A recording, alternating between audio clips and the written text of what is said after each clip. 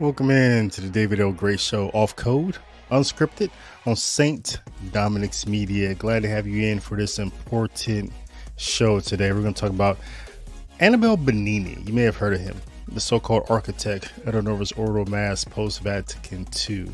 He supposedly had a significant role in the development of Novus Ordo Mass. He's supposedly a Freemason. And because of all that, somehow because he's a Freemason and he's involved in the creation of the ordinary form of the Mass that we use today, that somehow is somehow defective, somehow not as efficacious, somehow you shouldn't go to it because of his involvement in creating it, because he's a Freemason. So we got to talk about that. I have talked about this subject in various different places and various different times on this platform. I've also included it in my book, my definitive book on the subject, The Catholic Catechism on Freemasonry, one of our best sellers at St. Dominic's Media. So I'll talk about it in here and we'll go over that later in the video. We'll go to the exact page and I'll show you the documentation I have concerning the claim that Annibal Bugnini was a Freemason. I was the first person to include this type of evidence in my book concerning that claim. So we'll go over that, and we're going to really just talk about this subject because it is an important subject, because those people who would deem to destroy your faith, those people who, we can call them Rad Trad Inc., we can call them Sedevacantists, they use this as a wedge issue to try to, play their card. They try to get people to doubt the Mass. And once you doubt the Mass, you doubt Jesus Christ. You doubt Christ and his church. And you try to take matters into your own hands. It's a horrible trajectory, a horrible path to start going down. But this is what they do to try to convince people who really just aren't trying to figure things out in like a really weird time, and try to lure them into their cult of doubt. And once they have convinced people that the Novus Ordo Mass is just a Freemason ritual, they that's really the path. And also they include in there, a bunch of Protestants were there and they also had something to do with the creation of the Mass. And once they plant that seed, then they can convince people to, you can't even go to the Novus Ordo Mass to fulfill your Sunday obligation. You can only go to a particular type of the traditional Latin Mass. And once then the seed begins to grow. They begin to water that seed. Next thing you know, they've been convinced that Pope Francis is not actually the true Pope. That the Vatican II wasn't a true council. All right, but these are the seeds that they plant, and this is really one of the early seeds that they plant. That the Novus Ordo Mass is not a good Mass; it's a bad Mass because of Annibal Bugnini was the architect, they say. So we're going to talk about that claim. I'm going to try to put this subject to rest in this video. I'm going to try to just isolate it, not get my videos. I tend to talk big about a lot of subjects, right? Include a lot of different things. But this one, I'm going to try to stay isolated just on this subject. So this will be just the definitive video when I put this subject to rest. So let's get into that. This is the David L. Gray Show, off code, unscripted. We're going to do this live in real time. It's just in case you have any comments or questions I can immediately get to and I can address. So we're going to talk about who created the Novus Ordo Mass.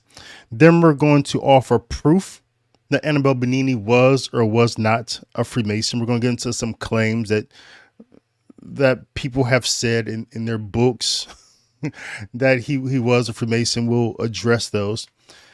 And then we'll get into the 3 logical errors that we hear from Rad Trad Inc. and Sedevacantists about this subject. I'm going to prove that, these are logical errors to make these claims, and not so much to make the claims, but then to jump to this particular conclusion. I'll share the logical error in that. And this is the David L. Gray Show, off code, unscripted, on St. Dominic's Media. So the argument is that Archbishop Annibal Bugnini had a significant role in developing the Novus Ordo Mass. As if he just wrote the thing in a closet or sort of just pulled it out his rear end. that he's the father of the Novus Ordo. But is he? The proof is that Archbishop Annibal Bugnini had nothing whatsoever to do with the Novus Ordo as far as his content. Like, he added nothing new to the Mass of what had been discussed decades even before he was born. So the liturgical reform is started way back in the early 1900s. So what I'm going to show here, prove real quick that Annibal Bugnini had nothing original. He was just really just what he was doing was just consolidating, sort of pulling everything together, functioning as an administrator, and really pushing the agenda of it's sort of like, somebody had written a bunch of things in the past, and then you come along and you compile them and put them together, right? So this is really his role, is more as a compiler than really an architect and creator. There's nothing new that's in the Novus Ordo today that had not been discussed in the liturgical reform movement going back all the way to the early 1900s. So let's talk about, so if he's not the father of the Novus Ordo Mass, let's talk about some of who those fathers actually were. Okay.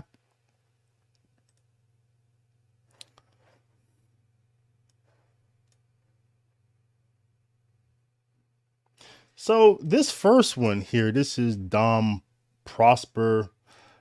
He lived from 1805 to 1875. He was a French Benedictine monk.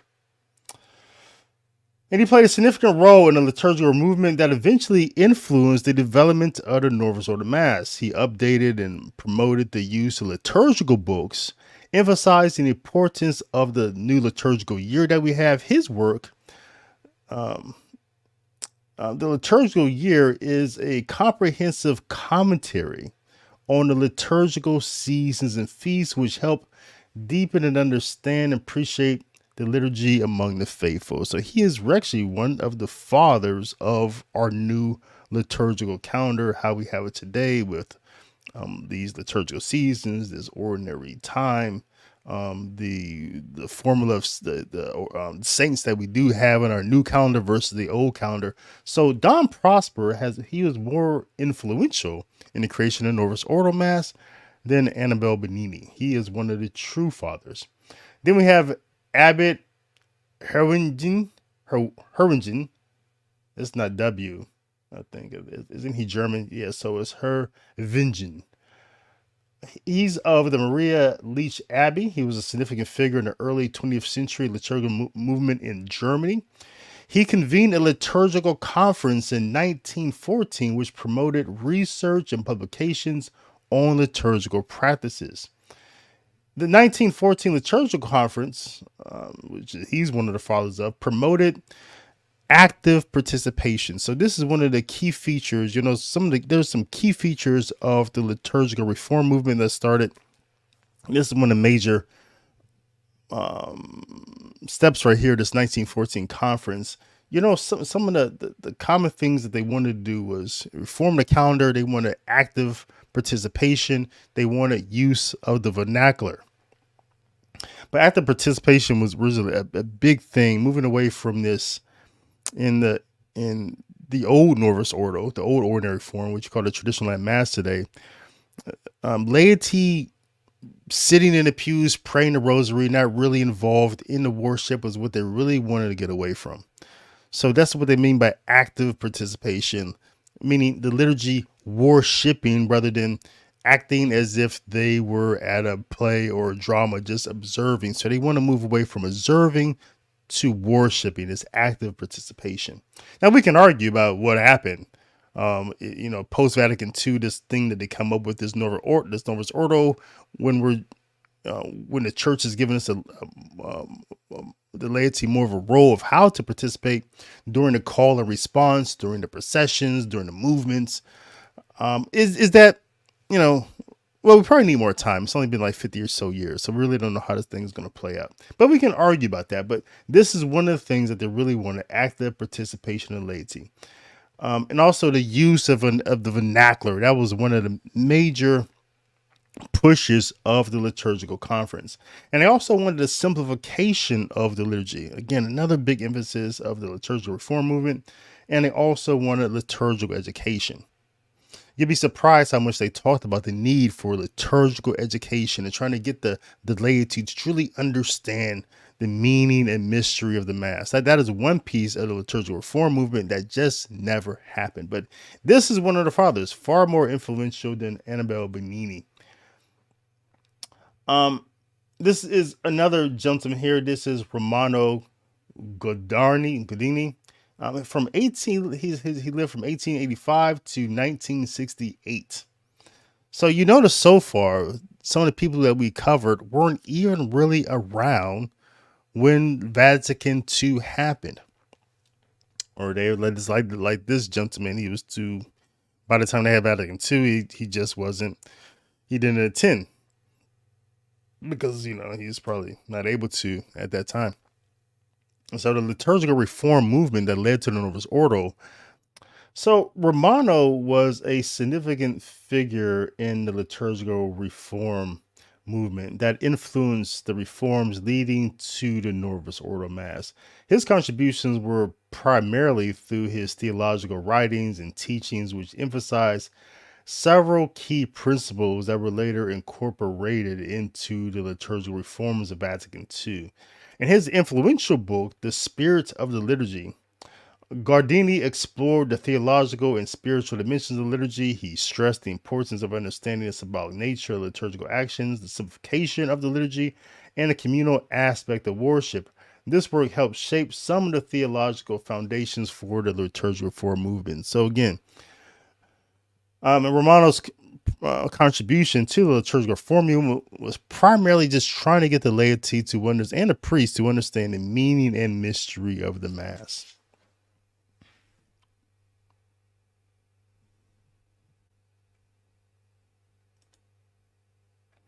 And then lastly, we have this figure here. This is the first person that we have. Let me see. I think no. Oh no. Okay. This one, I think one of the last ones that we have who was part of the liturgical reform movement but did not attend Vatican II. This is Pius. He lived from 1884 to 1954. He is a pivotal figure in the liturgical reform movement, and his contributions significantly influenced the development of the Novus Ordo Mass. Pius promoted the concept of the People's Mass, which emphasized active participation of the liturgy. Again, he implemented this in his parish, right? So the Novus Ordo Mass that we have today, that we say that, oh, Annibal Bugnini, he was the father of this thing. He pulled it out of his butt, all right? Actually was being practiced in many places throughout the world long before the Second Vatican Council, long before Annibal Bugnini was participating and leading and directing and guiding the conferences and the development post-Vatican II. So you can actually go to the Novus Ordo before Vatican II. You can go to Pius Church here and see a form of it. So he implemented this in his parish by celebrating the Mass in a freestanding altar with the priest facing the people, a practice that became common in the Novus Ordo. He had a revival of the offertory procession. He revived the offertory procession with gifts, which again encouraged greater laity participation in Mass. Prior to, you didn't see laity bringing up the gifts. You still don't see that in the traditional Latin Mass. He implemented the use of the vernacular languages. He was an advocate for using the vernacular in the liturgy. He introduced the readings and prayers in German, making the liturgy more accessible to the congregation. This idea was later adopted in the Novus Ordo Mass, which allowed for the use of local languages. He emphasized the importance of liturgical seasons over calendar saints. This focus helped deepen the congregation understanding the liturgical year and its significance. So this is really one of your daddies at a Mass, and he was not a Freemason. There's no evidence that he was a Freemason. But he is far more influential, far more closer to Vatican II, and eventually what happened post-Vatican II with the creation of the Novus Ordo Mass than Annibal Bugnini. Annibal Bugnini would have used this guy's writings, the Mass that he created. He would have visited his church. He would have seen this thing in action. Then he would have came back to the conference and the meeting and said, hey, this is what we need to do what Pius did, right? It was working here. People are participating. They're bringing up the gifts. There's a call and response. So this really is one of your daddies, not Annibal Bugnini. The last one here. Now, this one I think is of the group that we've seen so far. Of these 5 individuals who I would say are the fathers of the Novus Ordo, or the primary influencers of it, none of whom are Freemasons, by the way, again, was Joseph here. He actually attended Vatican II. He was there. He was born in 1889. He died in 1975. He was an Austrian Jesuit priest. He made significant contributions to the development of Novus Ordo Mass through his extensive research and advocacy within the liturgical movement. He was the theological expert at Vatican II. Historical research on the Mass was his seminal work.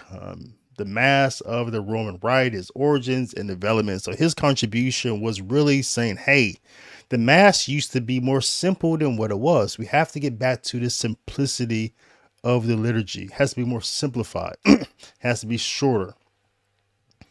So he provided a comprehensive historical analysis of the Mass. His research has highlighted the evolution of the liturgy over the centuries and emphasized the need for renewal based upon historical practice. So again, this is one of the fathers of the Mass. Okay. Now, eventually we do get to Annibal Bugnini. Right. Before that, let's talk about this real quick before we get to Annibal Bugnini. So this is a common argument that you hear from Rad-Trad Inc. and from Sedevacantists. It goes along the same line that, the Mass is less, the new Mass, the Novus Ordo, the ordinary form is less efficacious, bad Mass, you cannot attend it, or attending the Novus Ordo Mass is like being initiated as being a Freemason. This is one of the arguments they use. They'll go, here's Paul VI. Pope Paul VI, he's posing with 6 Protestant theologians who are part of the commission and charged with writing the Mass. False. These Protestants were invited by Paul VI in order to make sure that nothing in the new Mass would shock their heresy, Sedevacantists and Rad-Trad Inc. says. It is not surprising that the resulting Novus Ordo Mass has a flavor of Protestantism, which means a taste of heresy. So,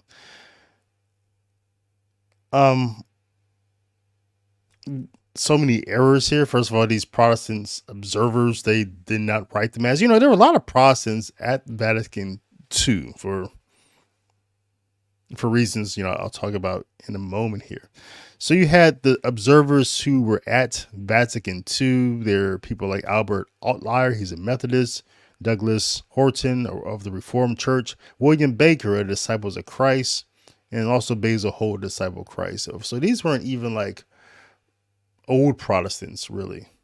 You had a Methodist there, but you really don't have any Lutherans. You don't have any Anglicans. You don't have any old Catholics or Waldensians. You don't have really anybody there that's a lot of your older churches, but they were observers. So the Sedevacantists Rad-Trad Inc. argument would say that, well, these people were there, and somehow, and also these 6 men here, they were there, and because they were there to make sure that the Mass was the new Mass was acceptable. Right? I push it back against that, because if the new Mass is truly acceptable, then they would have converted to it. Right? That's the only measure, I think, of measurability that we can use to say, if they found the Mass acceptable, they would convert. It's like this ain't somebody asking you, hey, this dish that you're eating, do you find it, was it acceptable to you? If you say yes, then you probably ate the whole thing. If you did not find it acceptable, well, you probably did not eat the whole thing. Acceptability means that there's some sort of complete buy-in, intellectual, in other ways. So these men, I think maybe of those ones I mentioned, I think maybe one converted. I'm not for sure. I forget. And these men listed in the picture, I forget all their names, but I think there's a Gasper here. There's a, I forget all the names. I should have wrote that down. But again, the argument is that, well, because these Protestants were there observing a Vatican II or somehow involved in some sort of commission of Novus Ordo Mass, that somehow they influenced the Mass to make it Protestant. Okay. But again, we've showed the documentation of the liturgical reform movement, the people who are actually involved in the creation of the new Mass, the work they had done over since the early 1900s to bring the Mass into what they would call the present time. So these were the actual people who influenced it. So, and it's really one of those logical leaps. It's saying that, oh, because Protestants were there, then somehow the Novus Ordo Mass became Protestants, right? So it's a logical leap, an illogical leap, because first you have to prove that these things that were added to the Mass came from them. But we can't prove that because we see everything that's in the Mass came from these older Catholics, these older priests, all going way back in this whole movement, going back to 1914. All right. And this is really saying, so, and again, we have to make a distinction between what is written in documents such as Sanctum Concilium and some of the post-Vatican II documents versus the praxis of what we see today. Right? A lot of what we see today in some of these churches may feel Protestant. Some of it may be influenced by the charismatic movement. And some of it may just be priests falling into vanity and wanting to make the liturgy their own and really not following the general instruction of the Roman Missal. So we can't make that adult distinction and say, okay, people do things, maybe even the Black Catholic Protestant church, the music that they use, yeah, it feels Protestant, right? True. But that's distinct from what we actually see in the documents and what in the general instruction of the Roman Missal. All right. But now let's finally get to Archbishop Annibal Bugnini. Right? So who was he? What role did he play in the Novus Ordo Mass? So Annibal Bugnini, he's Archbishop. He's often highlighted for his role in liturgical reforms of Vatican II, but it's important to recognize that he built upon the foundation and work of many earlier figures in the liturgical reform movement. The contributions of individuals like Albert Hervinger, Pius Parsh, Don Prosper, Guran Romano Guardi, Joseph Jungmann, and all others were crucial in shaping the ideas and principles that Bugnini and his contemporaries later consolidated and implemented. These early reforms laid the groundwork by advocating for active participation, the use of vernacular languages, and a simplification of liturgical rites, all of which were key elements of the Novus Ordo Mass. Bugnini's role was significant in organizing and directing the implementation of these reforms. But he was standing on the shoulders of those who came before him. Liturgical renewal was a collaborative effort that spanned decades, involved many influential thinkers and practitioners. So the claim that Annibal Bugnini pulled the new Mass out of his butt, that he created it, that he authored it, that he wrote it, that is false. It's, the Rad Trad Inc. and the Sedevacantists, they're really pseudo intellectuals. They often jump to these illogical conclusions. They don't follow through on some of their statements, but they just put this emotional garbage out there for people to buy. It sounds good, but once you move below the level of cursory, none of it ever makes sense. I mean, just some basic research anyone can do. You can even go to AI and say, hey, tell me about the liturgical reform movement. Anybody could do that. But so you have to ask the question: if Rad Trad Inc. and the Sedevacantists are always using these arguments that are false, that aren't true, that don't stand up to some rigor, some just basic rigor and some research, then why do they tell the lie? Well, they tell the lie to pull you into their cult, to deceive you, to dupe you as Satan would, to reject Christ and his church so that they can graft you again into their cults of Gnosticism. But I think the question is still lingering out there for us to address. Was Annibal Bugnini a Freemason or not? Let's get into it. This is David L. Gray Show, off code, unscripted, on St. Dominic's Media. All right, let's get into this because this is an important topic.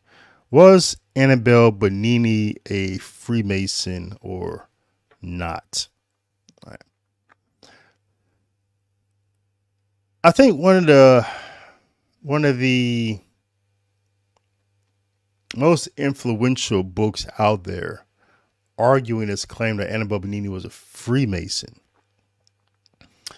is a fictional book called Infiltration. It's authored by a person who calls himself a doctor, Taylor Marshall.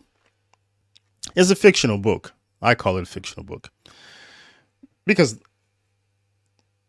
the research in the book is so horrendous that this may be a logical error. I may be jumping to a conclusion here, but I would say that the book is, the research is so horrendous, especially for a person who purports to have a doctorate in philosophy and supposedly has written academic papers. The research is so horrendous that you have to think it's intentional. And if it's intentional, then it's just a historical fictional book. It's historic fiction. It's fiction based upon some history, like a book written by Ken Follett. Some good other historical fiction writers, right? Ken Follett's book, Pillars of the Earth. Great book. I read it. One of my favorite fictional books. That's Infiltration by Dr. Taylor Marshall. Even the major theses of his book, that the Carbonari were Freemasons, is false, and doesn't really take a lot of historical research to find out the Carbonari were not Freemasons. Sure, they had some Freemasons in their group, just like the Sons of Liberty did, such as the Capitan in the Philippines did. These revolutionary groups, such as even the Illuminati in its later stages, had some Freemasons, but some people who were not Freemasons. That was the Carbonari. But Taylor Marshall says, oh, they were Freemasons. And they wrote this document called the Alta Vendetta, said they're going to put their own pope in place. But the fact is, they weren't Freemasons. They were not part of any Grand Lodge. Sure, they had a degree system. And if you were Freemason, you went immediately to the second degree rather than the first. But that means that, well, there were people in there who were not Freemasons because they didn't, some people started at the first degree. So they were not Freemasons. Alta Vendetta is not a Masonic document. If the Alta Vendetta is a Masonic document because some Freemasons were involved, then, well, the Declaration of Independence is also a Masonic document. The Constitution is a Masonic document. A lot of things. Some of the books we read in school are Masonic documents. All right. So that is not the standard. That's fiction.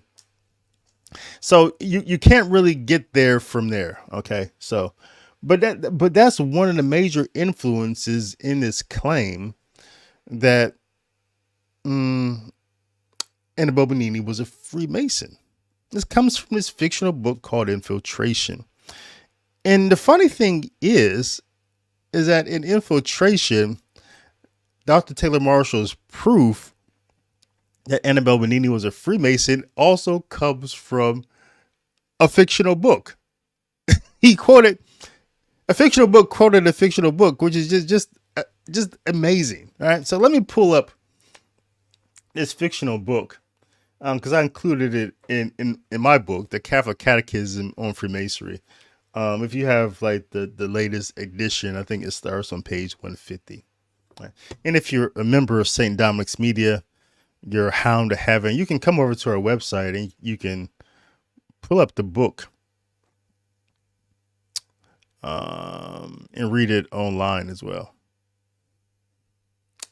All right, so let me pull this over here. All right, so I think that's as big as I can make it.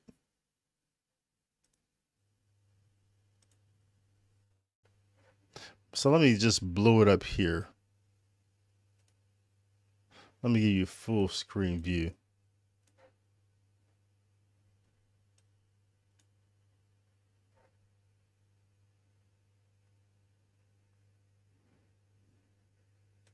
All right, let me do this. Let me try this again.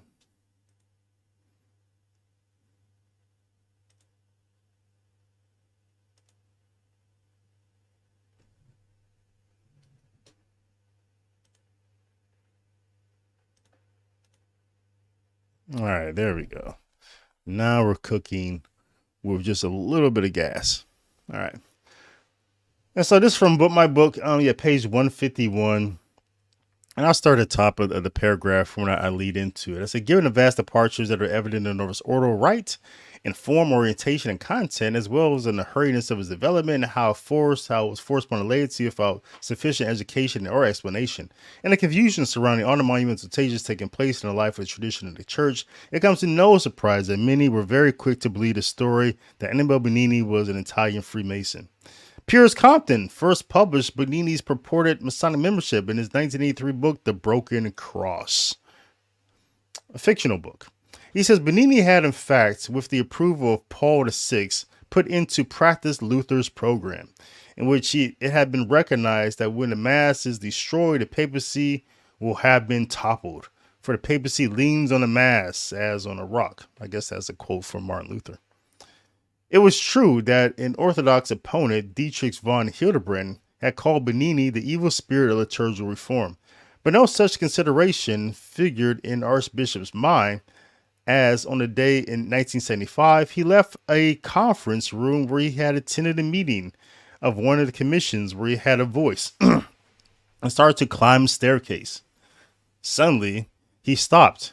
His hands, which should have been carrying a briefcase, were emptied. The case containing many of his papers had been left in the conference room.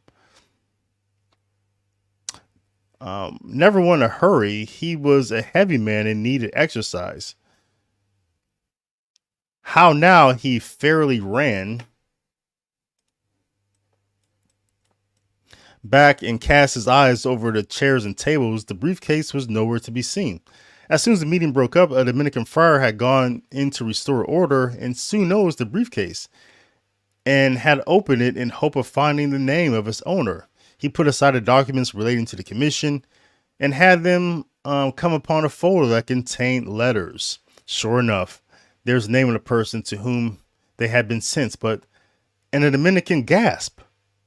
The mode of address was not to His Grace or to the Most Reverend Annibal Bugnini, Archbishop of Diocletiana, but to Brother Bugnini, while the signatures and place of origin showed they had come from the dignitaries of a secret society in Rome.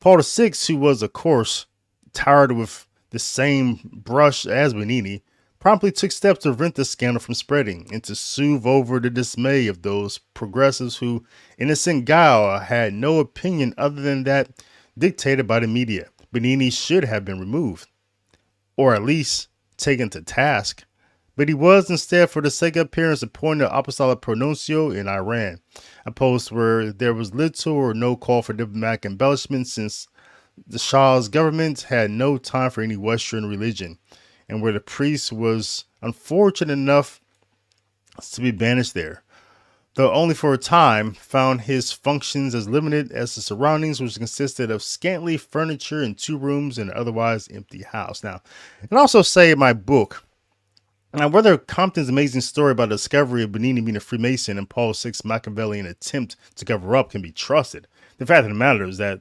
Carmen Pecorelli's 1970-1975 list had already listed Bugnini as a member of the Grand Orient Italy's Propaganda Masonic Lodge. He was initiated, Bugnini was, on April 23rd, 1963, under the code name BUAN, and this out of the Alta Vendetta always listed their members in their membership roster, the first two letters of their last name and then the first two letters of their first name. So you see in the membership roster of P2 Lodge is Bugnini Annibal, the date of initiation, April 23, 1963, the lodge that he belonged to, and also it usually has in a membership roster their title. Okay.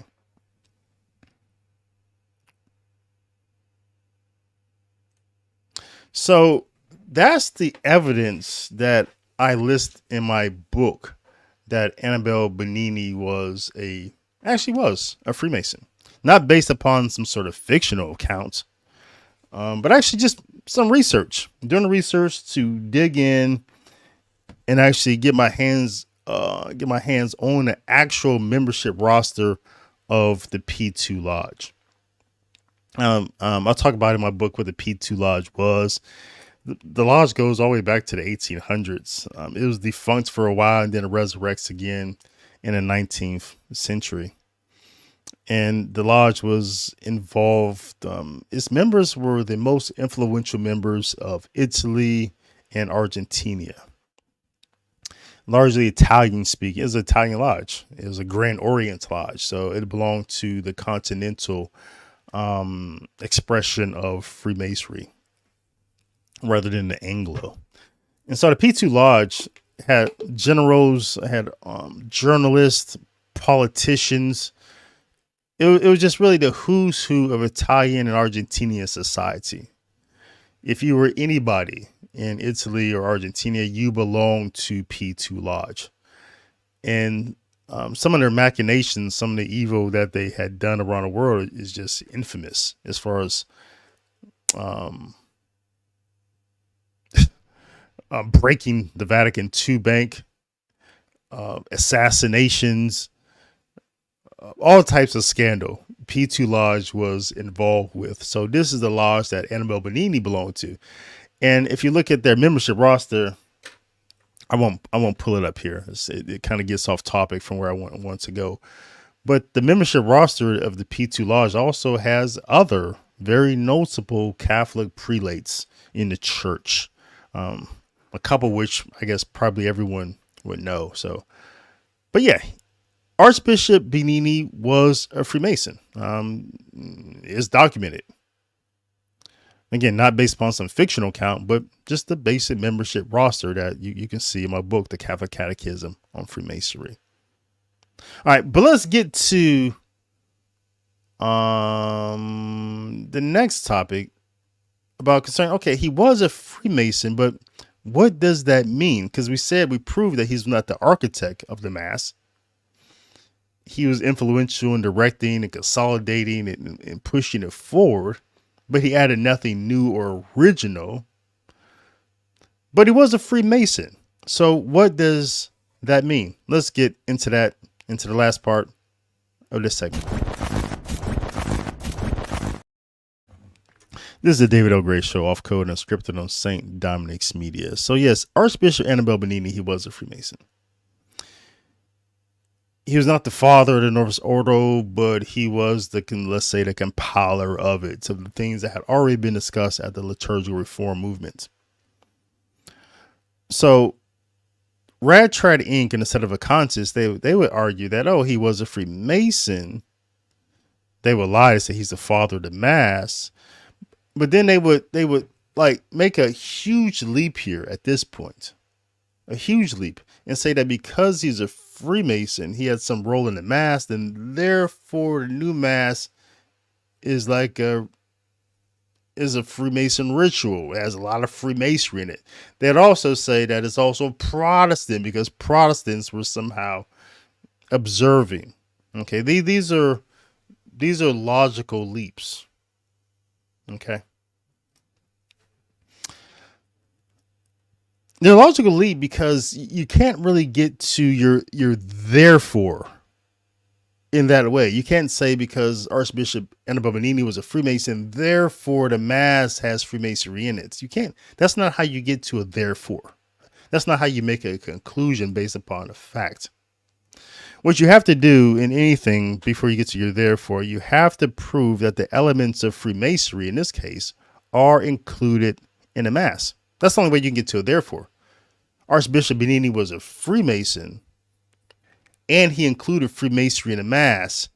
Therefore, the Mass has elements of Freemasonry in it. You cannot say just because a person was a bad person, just because they were a heretic, and they were involved in something, therefore that thing has heresy. That logical error has a lot of problems. Let me get to them. Let me get to at least 3 of them. The first one, again, is that you can't get to that therefore that conclusion because, again, Annibal Bugnini added nothing original that was not already part of liturgical reforms going back to the 1900s. Where are we seeing in Germany that this Mass was being practiced long before Vatican II, with verses popular, the priest facing the people, with the vernacular, people bringing gifts up. So this is the Novus Ordo was already being worked around the world. Not in popular form, but yes, it was being worked in several different places.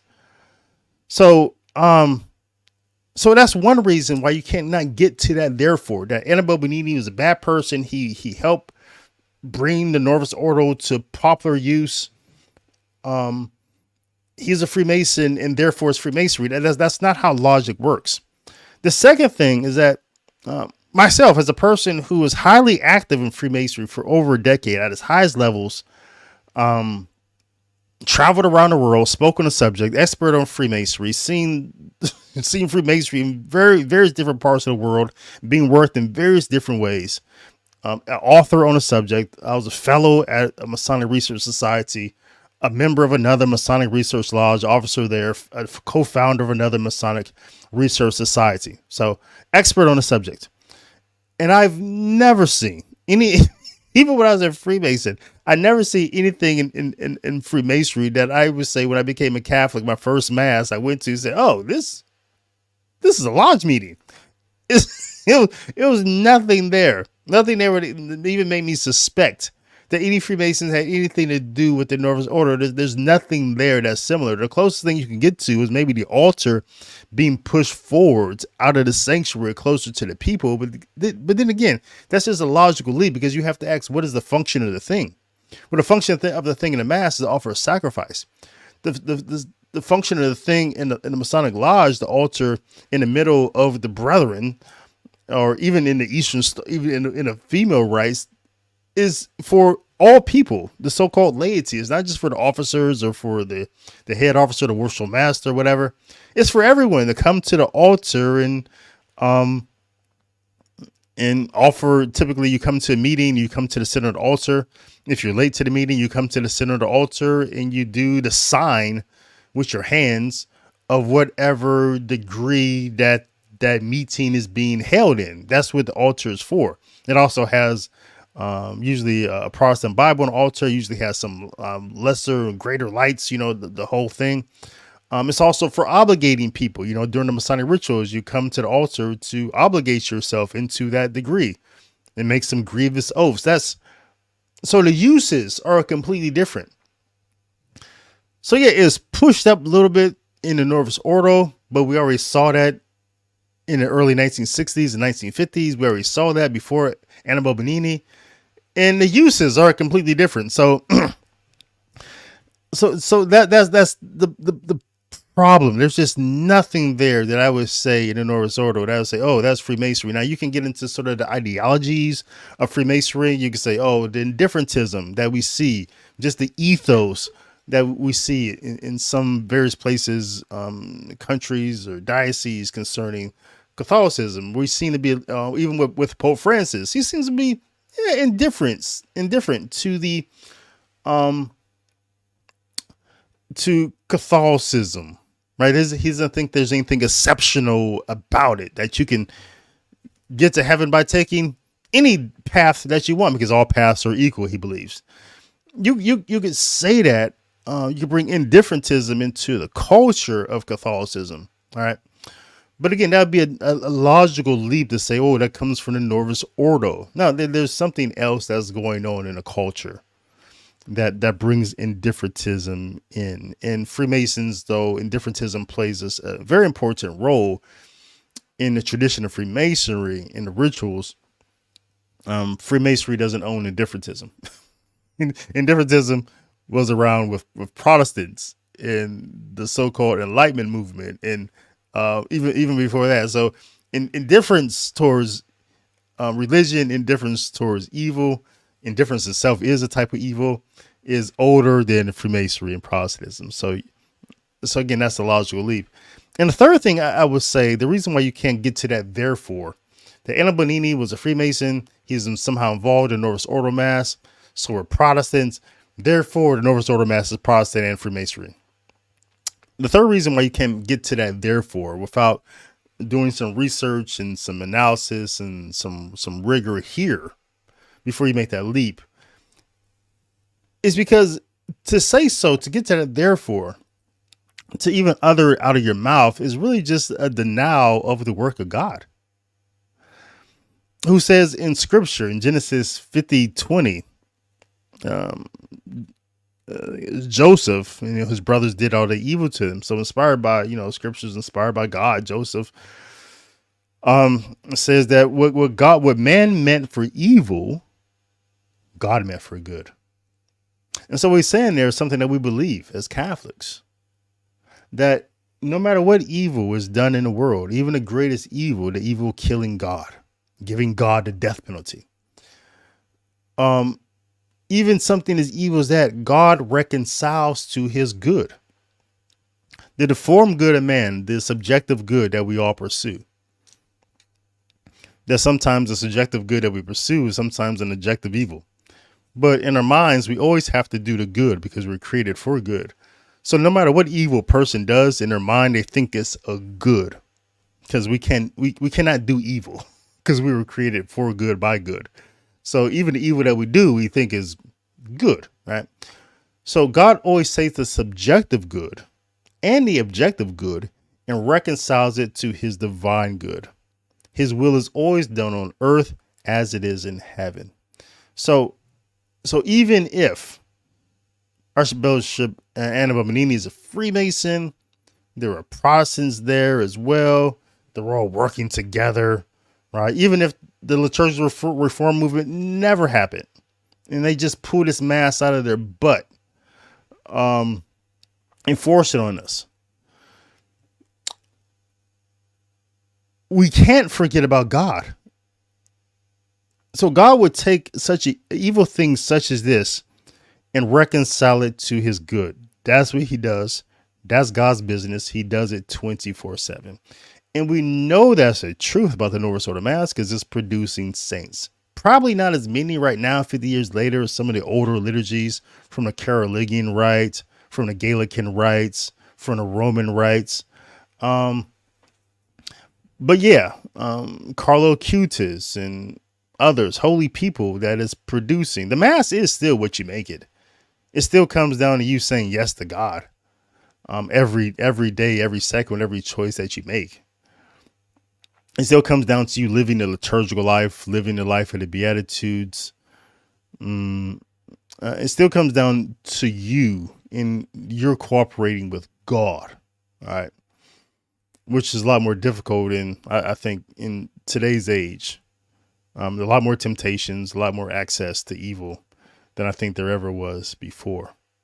So I think it's more difficult today, but the work of God, his grace has not changed. So you cannot take that logical leap. Even if evil was the origin of something that people meant for their subjective good, God is still going to reconcile it to his good.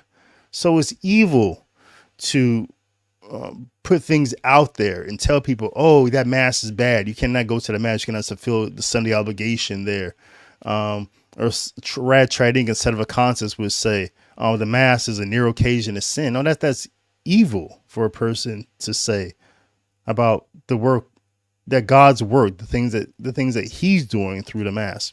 So those are the three, I'd say, logical errors. So So we can say that Archbishop Annibal Bugnini was a Freemason and had a role in consolidating, we may be able to say develop the new mass, but we cannot jump to the logical conclusion that because those things are true, it therefore leads to the conclusion that something else is true, right? Just because two things are true does not make a third true. It doesn't. Unless you can work in between that summation sign to prove some other things. Especially if we can not point to really clear evidence that it was because, again, those first two things that then produces certain outcomes. Again, if these things are true, it doesn't therefore mean that there was another outcome, right? You have to do a lot more work, a lot more rigor, a lot more research to really prove things before you jump to some sort of conclusions, right? I think as adults, we know that. We know people who have made conclusions about us, or maybe you made conclusions about other people based upon some other things that may be true, right? You may have seen, I've seen instances where I've seen a woman out with who's my friend's wife or girlfriend, seen her out with another guy. And I would jump to the logical conclusion, oh, she's cheating, right? You can't do that unless you have some other sort of evidence that to get to that therefore, right? You just can't jump to conclusions like that. And I think it's really silly, really sophistic, really childish for people to jump to that conclusion about the Novus Ordo Mass so that they can work their agenda to destroy people's faith, to lure them into their cult. And my 4:30 alarm is going off. Let me shut that off. It must be time for me to wake up. All right. So let's end the show here and let me get to your comments. This is David L. Gray Show, off code, unscripted on St. Dominus Media. Can't wait to see what you have to say in the comment box. Here we go. All right. Let me see what you guys have to say over here.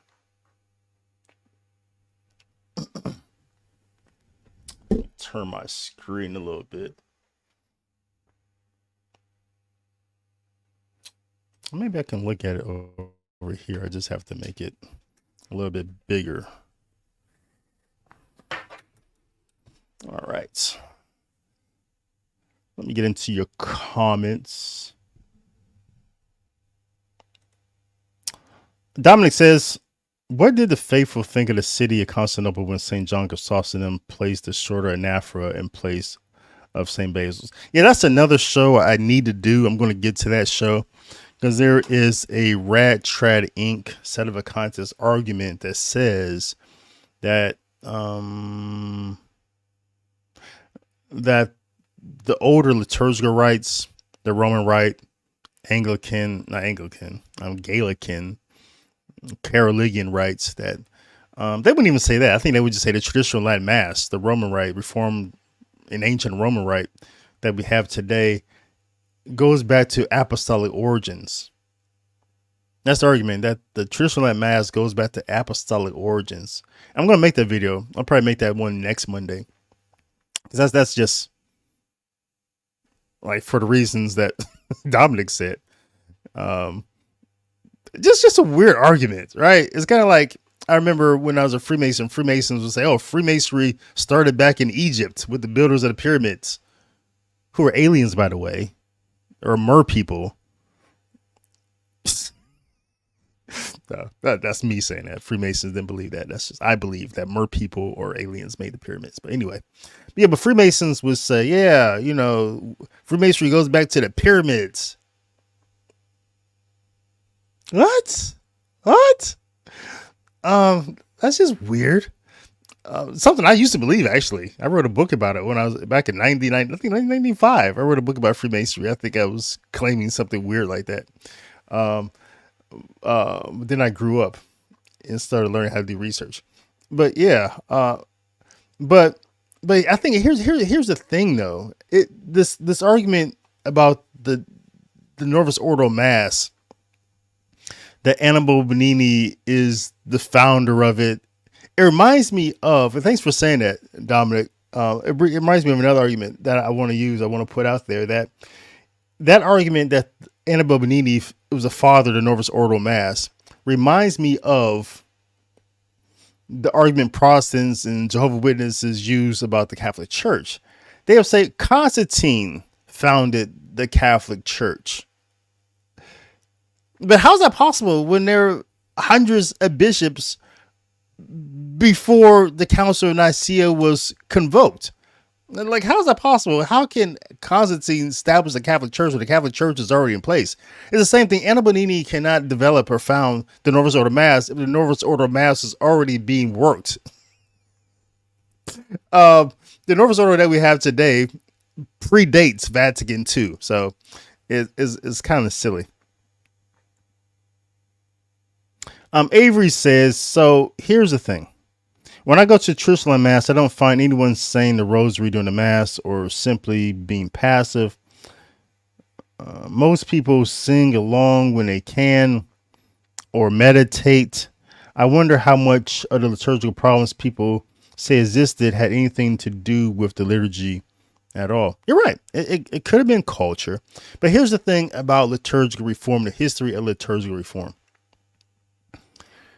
At particular times throughout history, whenever a new liturgy came about, whether it's the Carolingian rites, the Gallican, whatever, all these liturgical rites, Byzantine, they develop over time, and their response to what people need, Catholics need in that culture. All right, you can even make that same claim about, we could do a show about this. We can argue about this. The Amazonian rites, or we have the Zaire rite, the rite of the Congo. We have these different liturgical rites that are rather new. The Zaire rites, I think, come from the 1980s, and then this new Amazonian rite. Liturgies are liturgies are cultural. Like, the only liturgy that we have that we can say is a cultural liturgy is the Novus Ordo. Okay, so liturgies are cultural, and there's been times throughout history where these cultural liturgies they've been people try to export them to other cultures, and they've been rejected, such as when the German kings, the Carolingians, they try to export the Carolingian rite, which is sort of like the Roman rite. They sort of borrow some things, but they try to export it to Ireland and to Spain. And those people say, no, we already have our own liturgy. It's cultural.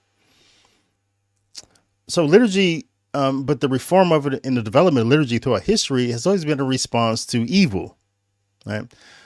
And so, for example, the Carolingians, when they wanted to develop their own liturgical rite, they wanted a rite for their people.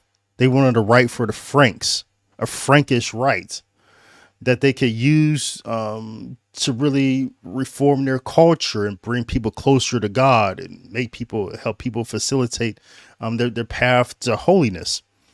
And so this is always the purpose of liturgical reform, that we looked around the world and said, man, we could do better, right? We could worship God better. And so when you look at the timing of the liturgical reform movement, what's going on in the world? Or there's some really strange things that a lot of Catholics have bought into, from communism to socialism. There's World War I and World War II. There's a lot of we're just coming off of the heels of slavery that at some points in time the Catholic Church said no to. Other times we kind of cooperated in, right? As far as the transatlantic slave trade, we're just coming off of that. So yeah, liturgical reform at that time was a response to evil in the world. Like, we're bad people. Something is wrong here. We have this liturgical rite, but something is missing because there's a lot of evil in the world, and Catholics are participating in that evil. So so the idea of liturgical reform movement was, well, maybe if we stop making the liturgy all about the priests and the deacons, and we draw the people into worshiping God, perhaps they become closer to God by active participation. Now we can make arguments about, well, is that really what's going on when people are bringing up the gifts? Right. And we can also say that, man, with the hope of the liturgical reform movement from the early 1900s, that people actually be educated about the mystery meaning of the Mass, we can say, well, that never happened, and we could be right, right? So people don't know why they're bringing up the gifts, do they? It's just a cute family we pluck out of the Mass, and they bring up the gifts, right? The priest may bless them, but really, do they know what's going on? No, they don't. So, but yeah, I hear what you're saying about when you look around, you see people in worship and they're engaged. But for the liturgical reform movement, for whatever reasons, maybe in their cultures in Italy and Germany, maybe they didn't see that at that time, right? They saw something different. And the main thing, what they did not see, they didn't see people leave the Mass and take the Mass with them out the Mass. They may have saw people inside the Mass worshiping, maybe. But did they take the Mass outside and fight against evil? Or did they leave the Mass and then go do evil? All right. So they thought by active participation that people would take that activity that they're involved with in the Mass and go out of the Mass with it. All right. And so who they became in the Mass, they would be that person outside of the Mass. That was the hope. You know how hope goes. Maybe it hasn't materialized yet, but that was a hope that active participation in the Mass will lead to active participation outside of the Mass. So it seems like these priests had a totally different view than that of Bugnini. I really don't know about a whole lot about Bugnini's views concerning the Mass. I know what people say. I know the group speak, but I really don't know his intentions other than his role in consolidating things and really bringing the Novus Ordo Mass that was in place before Vatican II, really making that the Mass, the so-called People's Mass before Vatican II, making a People's Mass the Novus Ordo Mass. That's the only thing I really knew. I know. William Priest said, rad treading usually refers to the six Protestant observers as the six Protestant.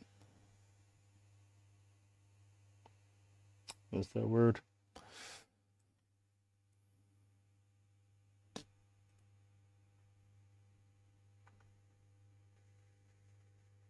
Peretti? They insist they had a role in constructing the Mass. Yeah, that's just rad treading speak. It's not based upon truth. That one says, when it was legal to be Catholic in the UK, it was suggested that the use of the rites of Sauron, which was grandfathered by the Quoprium, but the first bishops sent to the UK were Irish, and that didn't apply. Oh yeah, that'd been pretty interesting. Pretty interesting.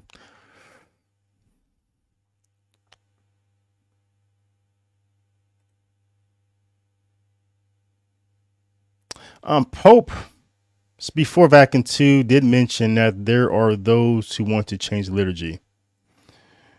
You bring interesting arguments, David. Thank you. Pope Pius V and Quoprium stated nobody, including the Pope, can change the Trent Missal. Then the same saint added the feast. Yeah. And people take that statement in Quoprium as dogma. It's not dogma. It's discipline. Disciplines change. All right. So, and when it comes to things like that, no pope can. Even though it's interesting when Benedict XIV, when he was writing his documents on Freemasonry, he said he didn't feel the need to write anything about Freemasonry because Clement XII had already said it. And every pope doesn't have to say the same thing that another pope said over and over again. And so it's interesting, our attitude towards Quoprium, right? But I think the distinction again is probably between dogma and discipline. I guess when it comes to discipline, it's a different matter.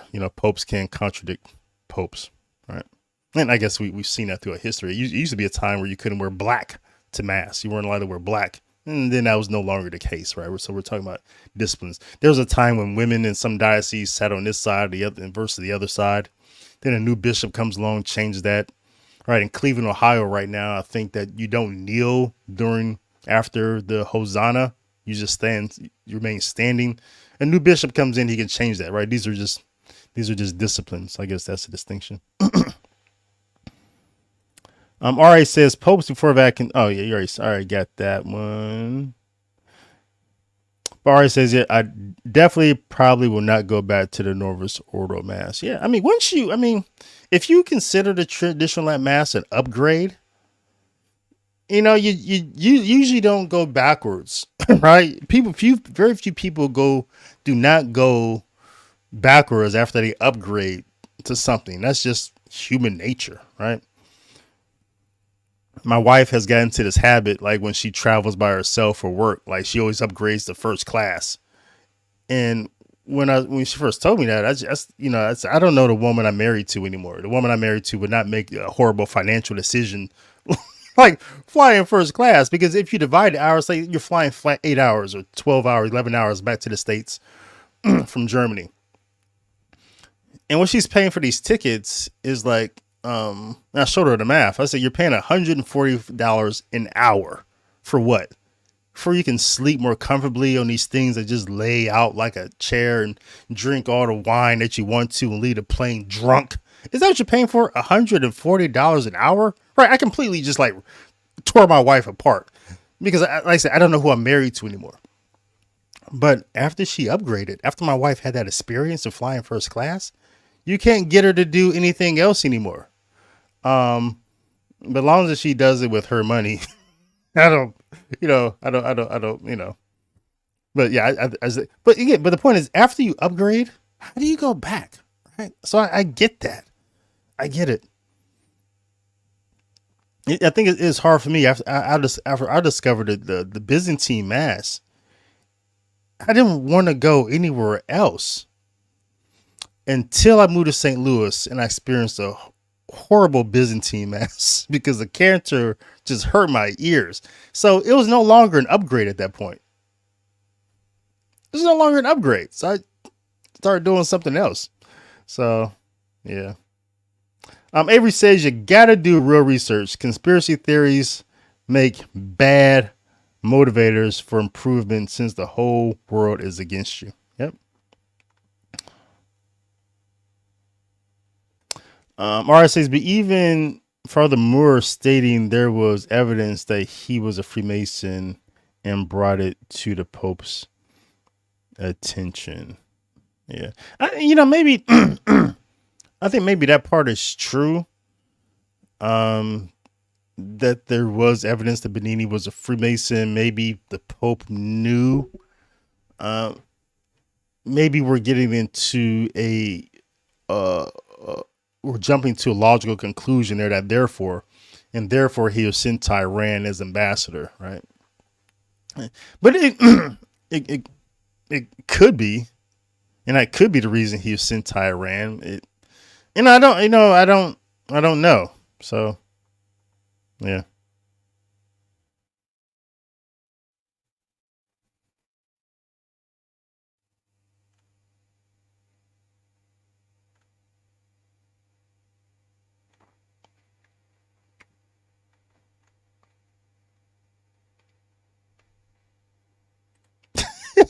Avery says, you're trying to establish a chain of evidence, David. You're trying to be a prosecutor or a defender. You're trying to defend Puff Daddy, trying to defend Diddy in the court.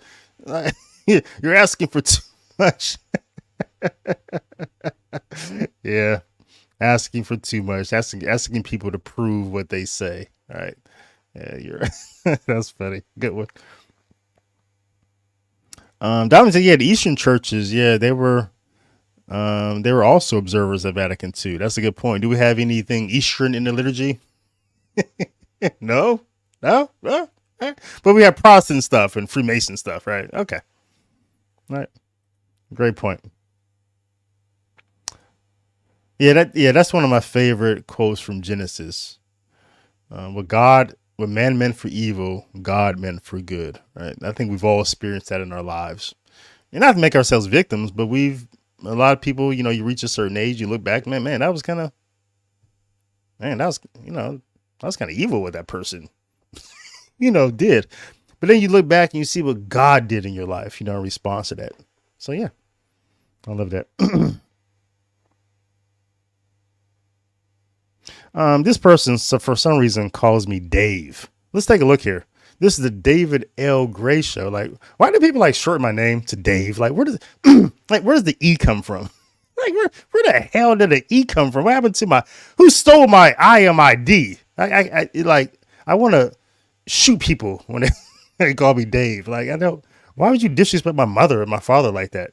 They named me David for a reason. It means beloved, the beloved of God. Why would you call me Dave? I don't get that. I usually don't even respond to comments when people call me Dave because it's just so completely disrespectful to call people out their name. It's like me calling Dominic here Doe. Hey, Doe. It's just like, who does that? Certain person's name. But this person says Dave. But he was a Mason and they put it together. What is there to deny? The Pope did say afterwards, the Pope said that before, I thought. But anyway, again, RA, again, you can't jump to those logical conclusions. So say a bunch of Freemasons were working in a donut shop and they made some donuts. Are those Freemason donuts? Are they donuts? It's the same thing. There is a recipe already in place going back to the Reform movement back from 1914 and before that. Bugnini and other people just put the recipe together. The mass that you see today, as I proved, was already being worked in Germany. The priest facing the people bringing up the gifts, that mass is already in place. And that guy who did that was not even a Freemason. So you can say, and I don't even know why you're saying Freemasons. The only Freemason that we know was involved was Bugnini, but you're saying Freemasons. So there's a donut shop. A bunch of the bakers are just normies. One guy, he's a communist. Did they make communist donuts? I really don't get your logic. I just think you're probably dumb. One, for calling person a name that's not theirs. Two, you just don't know how to do math. Get out the comment box. You just made me angry for a number of reasons. Jeez. Metanoia says historical evidence does not support the traditional Latin Mass going back to apostolic origins. The church was preached and prayed in a vernacular in the first 300 years. Yep, you nailed it.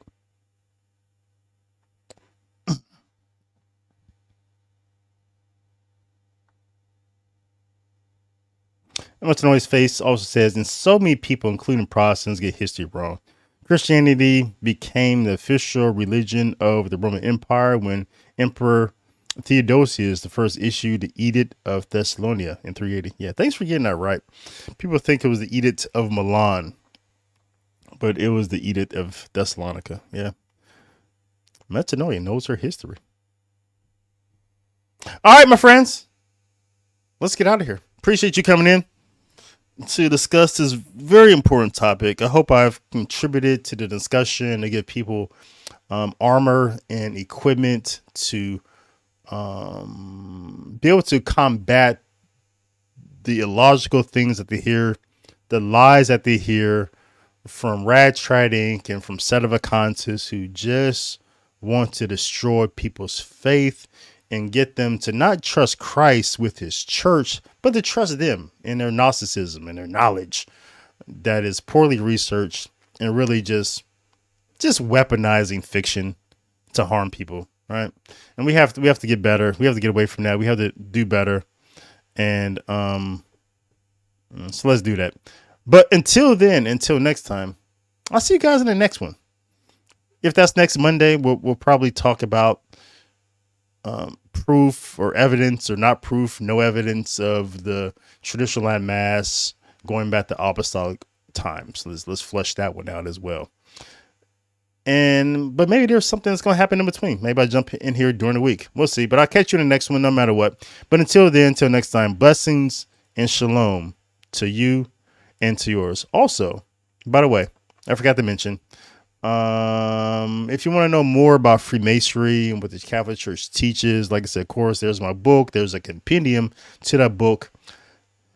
But also at St. Dominic's Media, there's a free class you can take. You don't even have to register. It's just open access. There's a course on what the Catholic Church teaches about Freemasonry. I think it's a 15 lesson course. It goes through each chapter of my book, and it's thorough and it's rigorous. So if you actually want to know what Freemasonry teaches and what the church is taught, just hop over to St. Dominic's Media, take the course, take your time with it. I think each lesson is maybe 30 minutes to an hour. So it's pretty in depth. But yeah, I invite you to do that. And again, but until then, till next time, blessings and shalom to you and to yours.